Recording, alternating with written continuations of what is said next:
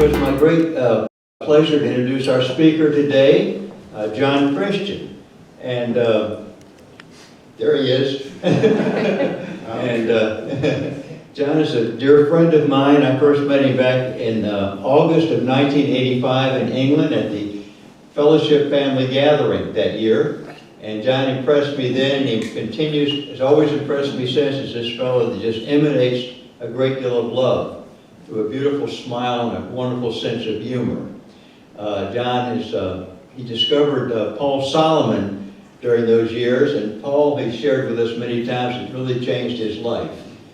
He was exactly the spiritual teacher. John was living a life, let me put it this way, a very worldly life as an entertainer in nightclubs, and he said Paul came at the perfect time. He was ready to open. And so, anyway, John, we love you. Come on up and give us a nice call.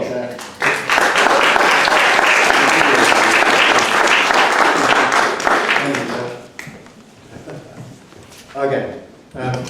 Do you want us to just stand for a minute and stretch for a second? Take a few nice deep breaths. Lift your arms up as you breathe in. And let me hear you open your voice and go, ah. Once again, breathe deep. Ah. Once more. This time, when you let go, try and let go with your whole body. Ready? Ah. Perfect. Okay, so our theme today is the joy of life and intuition. Chris was telling me that Judith is so intuitive that she knows it's going to be wrong before he even opens his mouth. Not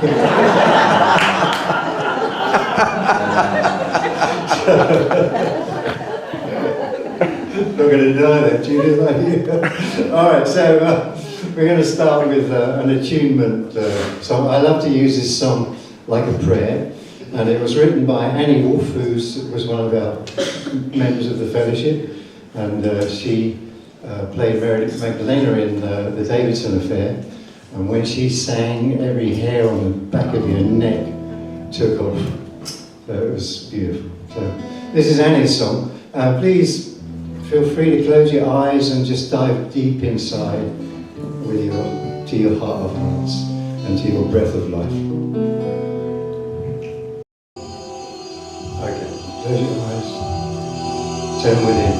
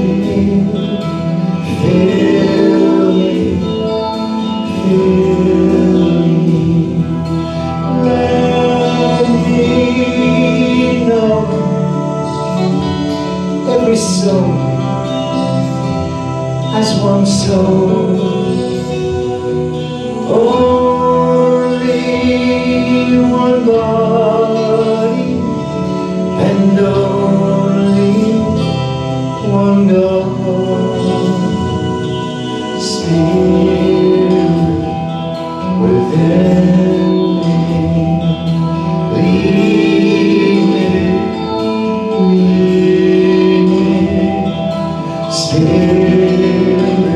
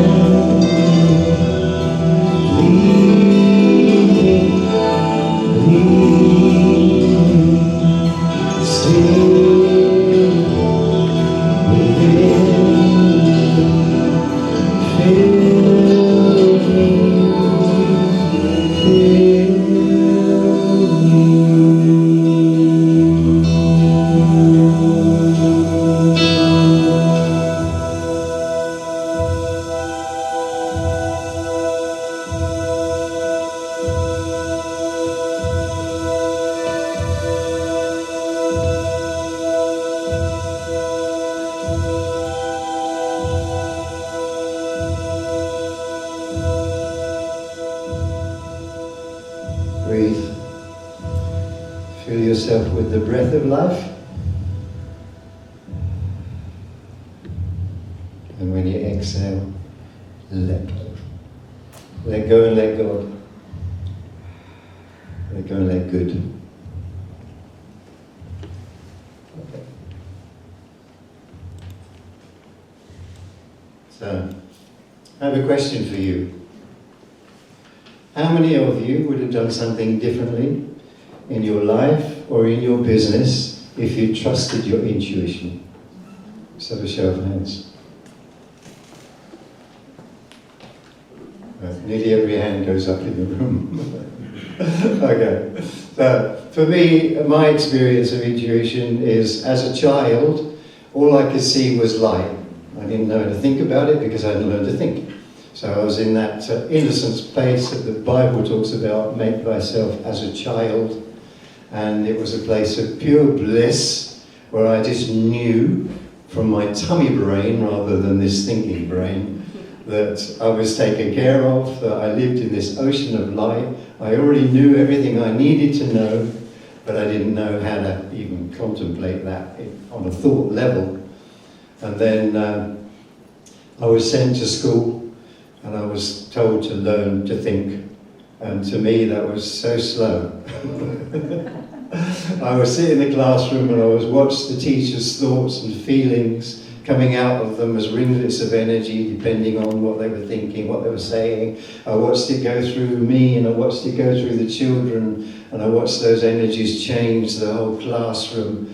Especially if the teacher was in stress or emotion, and I watched everybody else picking up that emotion without even realizing they were doing it, but starting to feel antsy and they didn't really know why, all that kind of stuff. So when I realized that I was starting to come into a world where that sensitivity was too high for me to handle, because I could see people's thoughts and feelings. It was just so challenging to know that person's saying this to me, but that's not what they mean. This is what they're really thinking.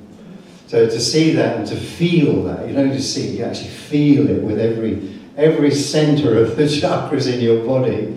So I now know from those experiences that each of these chakra centers within our body are like levels of conscious perception. And when they're all awake, you are fully in touch with this ocean of creative intelligence. But we're all breathing in every breath, literally. Couldn't be closer to us than every breath unless we go up here and think. So to me, as I was saying, that became such a slow process.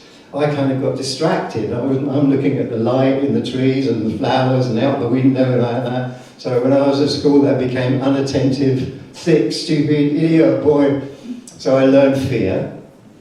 And that means I stopped breathing naturally, and that made it hard to perceive and receive information. So I didn't have fun at school during the school period unless I was doing intuitive things, art, drama, all of the things that my life has led me to continue doing. And it's led me to go on to work with children and adults that remember that as from their childhood. And I was working with a young girl a while back that a friend of mine had taken. She was a teacher, and she had realized that she wasn't really teaching the way she wanted to from her heart of hearts. So she started a little school called Nature Kids. And Ellie was one of the children in the school. Ellie had been thrown out of 5 schools. So I said to Ellie one day, Ellie, can I do an interview with you? Oh, yeah. So we sat down, so I said, Ellie, would you please tell me, what's it like for you? Why do you think you were thrown out of all the schools? And she said, well, they don't understand me. Nobody understands me. So I said, tell me, what's it like? She said, well, I'm a sensitive child like my friends. And if you say something, you should mean it. I went, what? I said, oh, Ellie, I said, you're reminding me of what it was like for me when I was a child like you. She said, yeah, she said. So I said, what's the difference between learning here in Nature Kids to when you were at main school? She said, well, she said, at the main school, they tried to force my brain. Isn't that incredible? She said, but here in Nature Kids, I'm free to learn. She said, and I can add up, and I can spell, and I'm doing really well. And then there was a young man whose name was John, and my friend Felicity had been working with him for about 10 years, so I didn't see the beginning of that, but he was telling me in the beginning, all he knew was violence. So Felicity was telling me he would just stick a pencil in you. You know, anybody, it just hurt people all the time. She said it was so hard to start working with. So I said, what was that like for you, John? What was going on? He said, well, he swore a lot. I won't repeat that here. But he said, nobody understood me, nobody seemed to care. He said, nobody wanted to understand me. And he said, and it hurt so much, I just wanted people to feel how much I was hurting. And we all know that, to our own little degrees of going through those pains. So I personally believe that our intuitive intelligence is far superior to anything that we call intelligence nowadays. That's just a process of rational, logical, deductive analysis of thinking, where intuition means direct knowing. And it doesn't require belief in or former experience of in order to know. We've all had moments like that in our lives, true? Yes? Yes. Speak to me. Yeah. Yes. Okay. Right. And you know, it's like sometimes you're standing with the missus and you say the same thing at the same time. That's kind of like a little example of how it works. So, and when you look back over our history, all the greatest minds, Sarah mentioned Einstein this morning, you know, our greatest minds have found one way or another to quieten the thinking mind and to access direct knowledge. Personally, I believe right now what we're seeing going on in the world is actually the light of this intelligent universe putting us all to the test. Yes. Right? And it's saying, choose me or keep going your own way. And you can see the result of what thinking without heart, thinking without intuition, thinking without love, acting without any of those qualities is doing in your world. True? Yes. So it's like we have people like ourselves that have done work on ourselves, and we're now learning and understanding what it means to integrate ourselves in mind, body and spirit, and we are experiencing our own inner light consciousness more and more because we've got enough knowledge to start using the knowledge to access the wisdom once again. Okay? But therein lies the challenge, because we've got a whole life of habit of education, unenlightened education, that's taught us to think that thinking is the only way through life. Would you agree? Right? So lots of changes going on, but when you look into the world and see those that I would say are so in their heads that all they're thinking about is money, survival, to the point their heart's gone cold. They're not in touch with their feelings and they don't give a damn what happens to anybody. So the light is coming in through people like ourselves, and shining a light on that so that it can be changed. This is what I experience as divine alchemy. So we are divine alchemists. Our challenge in this body, in this lifetime, is to prove that by overcoming our own learned process of misapplication of consciousness. Breathe.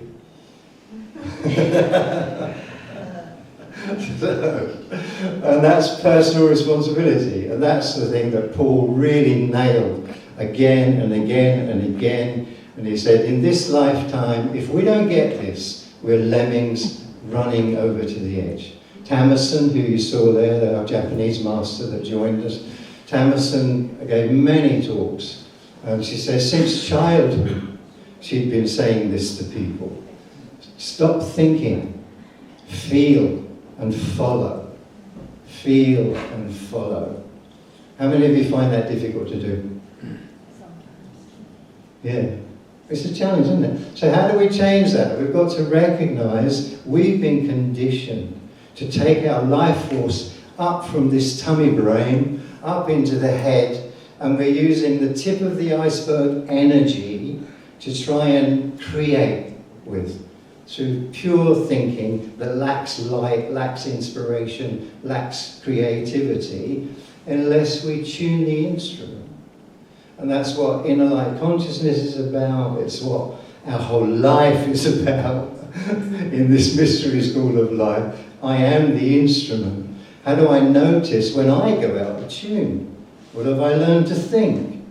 What have I learned to cause myself to feel? How have I learned to behave when I know I shouldn't have said that? How many of you have had moments like that? When you just know, I shouldn't have said that. Oh my God, I shouldn't have done that. Oh my God, I shouldn't be feeling like this. So that to me is the voice of God, the still small voice inside that Jesus spoke about, that's in you and I. And he said, if you go into the chamber of that voice and close all the other voices down and just really listen and become quiet, then everything you can do, I've done, and you can do even more. Or let me say that again. Everything I can do, you can do, and even more. That's what he actually said. And that's the truth that I see drawing us all together to realise and help each other realise today. And we have to rise up. Because actually it's a time of great urgency, where if we don't return this mind to this integrated intelligence, we are lost. And we only have to look at our life every day. Where am I lost? Why isn't my life working? Why didn't that work? I tried so hard. I'm trying to please everybody. I'm trying to do everything else. It's just not working. What's missing? And we're so busy thinking out there about what's not working, we're not coming back in here and really looking carefully in each of these centres. How am I taking life force and telling it to behave in this body? Am I a victim, as Paul would say? Do I make myself a victim every day? Or am I really a master? And if it's true, what the sacred teachings have taught us through centuries, that we are sparks of God, children of God, co-creators of God, if all of that is really, really true, why do I find myself not experiencing that? Not just thinking about it and knowing it and seeking for it. Why do I find myself not knowing the experience in this body? They're the right questions to ask ourselves. And they're the questions our intuition has the answer to. The process of attunement is actually also, like the Bible says, the truth is simple and it will set you free. So to yourself be true. Herein lies the deep question for the ego. So who am I? Who are you really? Are you the actor on the stage of life, as Shakespeare said?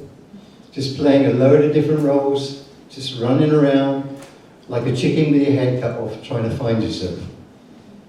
And the more you run around, the more you look, the more exhausted you become.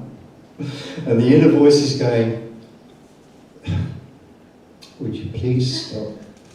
You go, I haven't got time for that. I'm too busy, I've got a business to run. I've heard this a million times.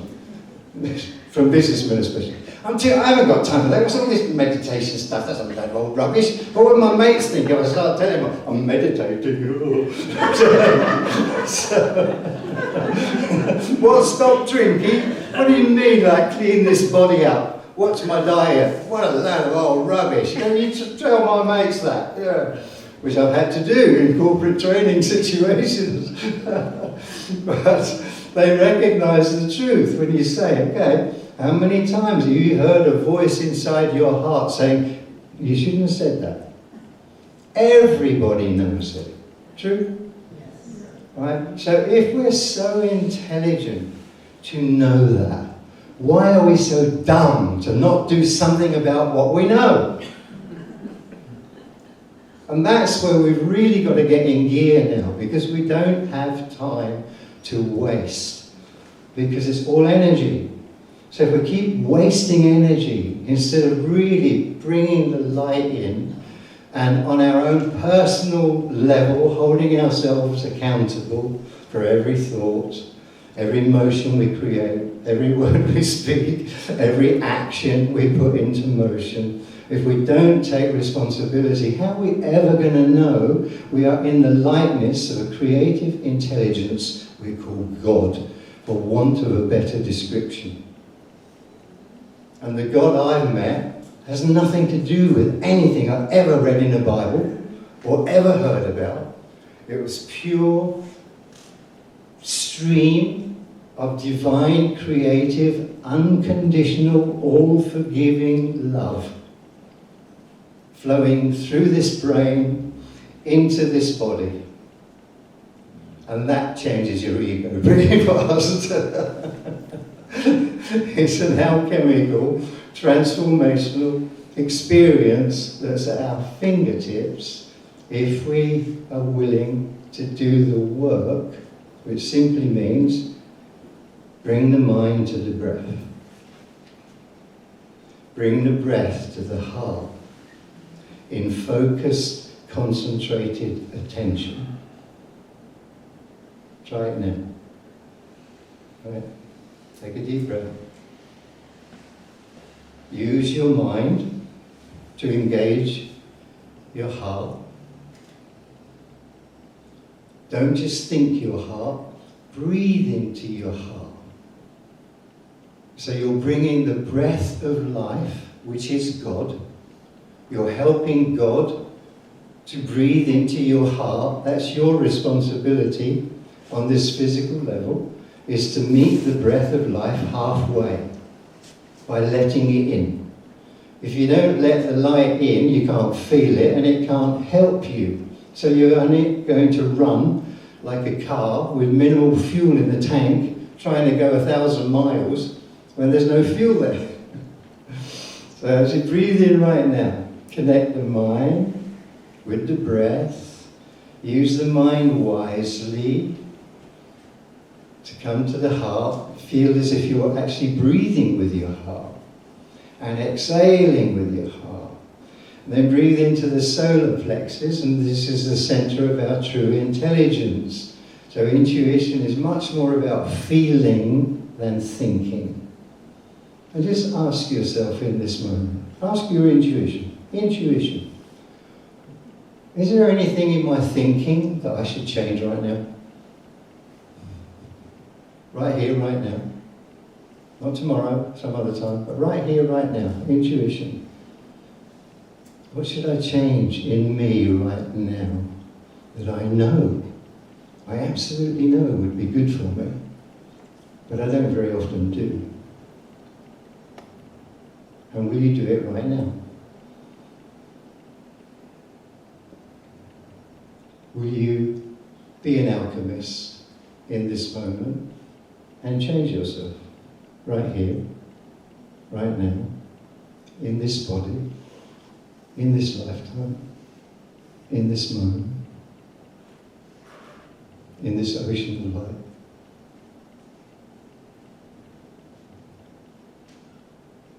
And what would you change yourself into? Because your intuition already knows.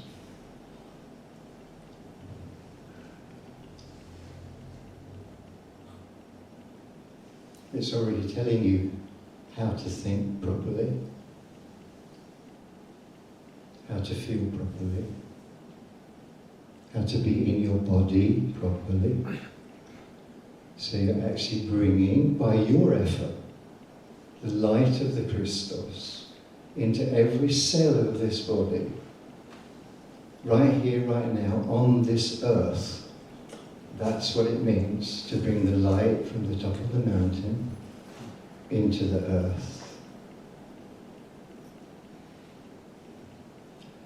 And as you truly do so, and learn to do this, you will feel the presence of the Christ in you and around you like a golden light, vibrating and shining in every cell of your body, enlightening your mind, bringing love and kindness to your emotions. And every cell of your body will go, oh, thank God. Thank God for returning to myself by my own good effort.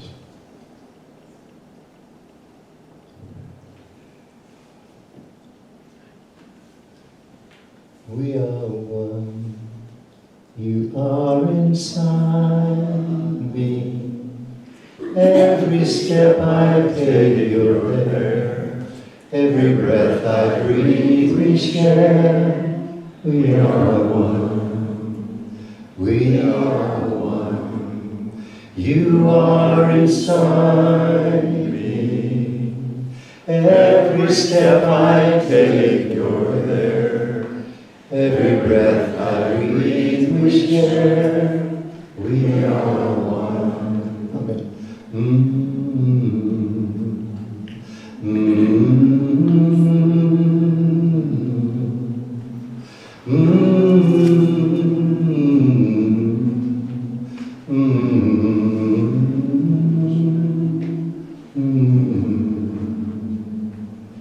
We are one.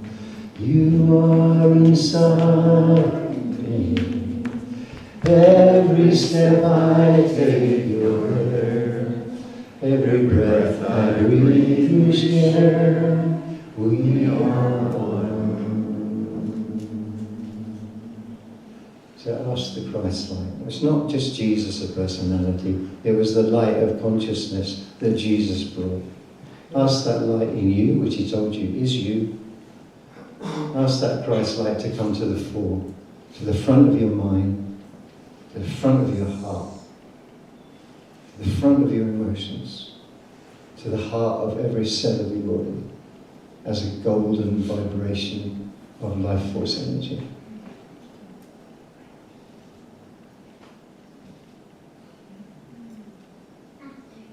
Breathe into it. Expand it out to those on your right and left hand side.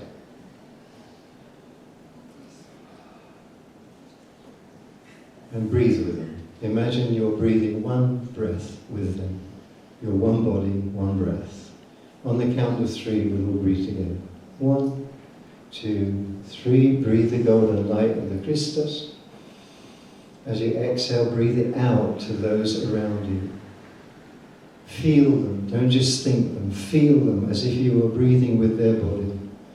Feel them as if you were changing with their mind to a mind full of peace. Feel them as if you were healing every cell of their body of all doubts and fears, all trepidation, all questioning of the mind, gone in a breath. And the peace that passes all understanding that Jesus spoke of is the place of direct, intuitive intelligence, where we know who we are.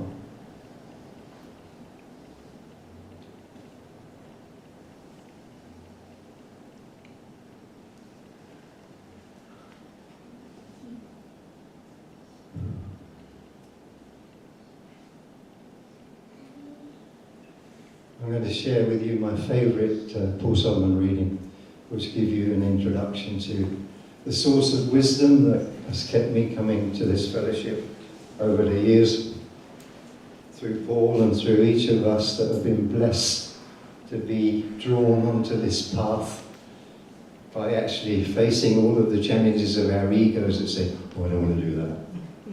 Who, me? And Paul said, you can do that.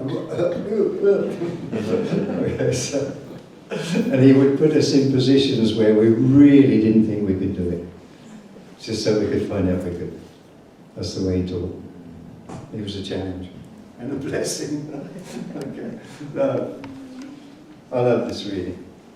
Do not be influenced by that which men count as valuable, or successful, or as achievement. A person is successful who causes happiness and a reflection of the divine in the lives of those they touch.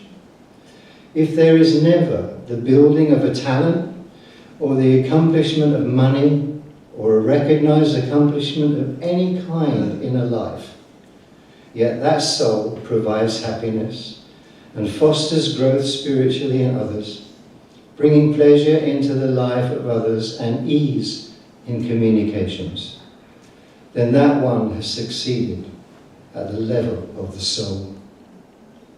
There are those on your plane who will make a great mark in history and become well known. There are those who will develop talents and abilities recognizable to others, and yet not a shred of evidence of those accomplishments will be found on these records of karma and soul growth. For it is not what men recognize as accomplishment that is recorded here or set down as achievement of a soul, but the one who causes the son or daughter, the husband or wife, the neighbour, to have a little more light, a little more pleasure, love, energy, happiness, with which to accomplish their day-to-day living. They have lifted themselves and the entire race a little closer to God.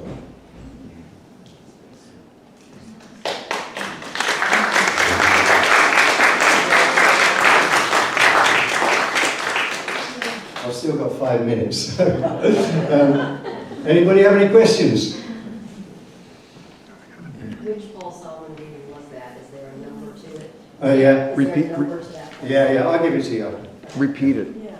Repeat what you asked. Yeah, okay. The reading is 575L468MA1WK, Okay, never mind. Did it later.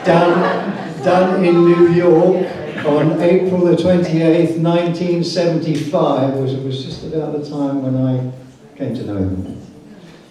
But that reading has obviously been a great marker on my life, a guideline. When I met Paul, I was still very much show business, fame, fortune, and I'd had a mystical experience, and I was trying to balance the two together in my life, because now I'm seeing again, my eye was open, and I'm having to go into nightclubs to complete contracts, and I'm seeing these entities hanging around people, especially alcoholics and drug users, and my own musicians. I'm seeing what they really think of me, and I'm having to deal with all of that. But I understood at the same time, from the intuitive mind, it's just a test. That's what it said to me, it's just a test. Hang in there, breathe, relax. And my ego was going, but it's the test of the ego. It's the refining of the ego in each of these centers of our body. When we understand that, we sit in the driving seat of our consciousness, watching our unenlightened self, the personality ego, go through its lessons. But you're in a position of grace and blessing. It's still painful, and it's still extremely challenging, but that's the purpose of it, to test you to be master of your consciousness within your own physical world. Yeah.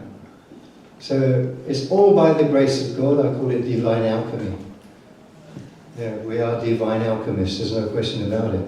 And it's high time we really, really realise that. We cannot make God in the Bible, Jesus in a history story, responsible now. We can't keep putting it out there or anybody else. Otherwise, we're never going to prove what we've been taught all these years. We are the light, we are the consciousness, we are co-creators with that light, and we only get to know it when the body is doing it. We don't get to know it when it's mental. So there's a lovely Chinese saying the masters say, to know, but not to do, means not to know. Isn't that true? So that's my experience still on my journey. You know, I make myself go and do things like martial arts because I want to keep this brain alive and sharp and fast and quick, and I want to see where I'm not paying attention. I'm going to get whacked for it. And the whack and the pain is actually worth every minute because it teaches me I need to be more attentive there. And that's how Paul taught, really. He would call it a velvet 2x4. Velvet too. Right, that's what he called it. He said, he said, okay, this is the way the mystery school of life works, because your body's the classroom, your life is the classroom. He said, and your inner voice will put the lesson right under your nose, and your ego won't see it because you're too much in your ego, right? So how will it get your attention? First, it will be like a little tap, and you'll go, what do I do with those kids? Or, oh, why did they say that? That really hurt when they said that. And the next time, if you don't deal with it and you blame someone else, it'll get a little bit harder. And if you still don't listen and start taking responsibility, on the third time it will really whack you. And he said, you can call it cancer, you can call it death, you can call it marriage breakup, you can call it financial collapse, you can call it global collapse, you can call it governments, you can call it weather, you can call it any of those things, but it's got nothing to do with it, that's just the story. Okay? And if we get lost in the story, we're screwed.